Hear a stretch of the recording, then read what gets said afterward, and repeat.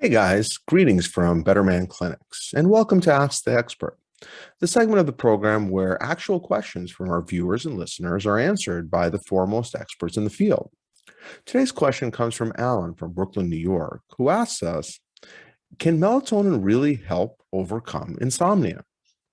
Well, Alan, in order to answer your question, we asked Dr. Sam Kashani, a professor of sleep medicine at UCLA and a specialist in sleep disorders.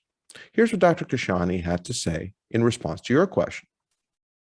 I think melatonin has no evidence as a sleep aid. When it comes to sleep, like many other things in the human body, the individual response is important to keep in mind because plenty of people out there will tell you about how melatonin saved their life and how just taking melatonin at nighttime is all they need to help them sleep.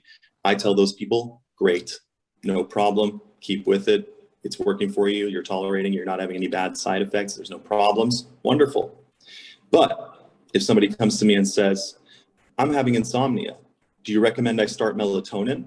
Well, as a physician, my job is to recommend evidence-based treatments. And since melatonin does not have evidence, of course, I can't recommend it. I can always tell you to try it and consider trying it and go, try one over the counter and see what happens. But is it going to be an evidence-based recommendation? Is that my solution that I have to offer you as your doctor? Not really, no. I have better things, or not better things, but things that have stronger evidence. Doesn't necessarily mean that they're better, they just have more evidence.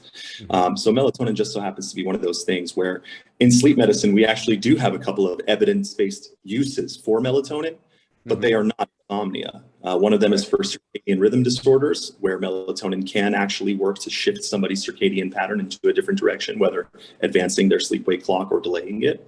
And also another situation in which we use melatonin is for the treatment of something called REM sleep behavior disorder, which is one of my areas of specialty that I like a lot, that I'm strong interest in and done research in, which is a sleep disorder where it's very common in older men, actually above the age of 50.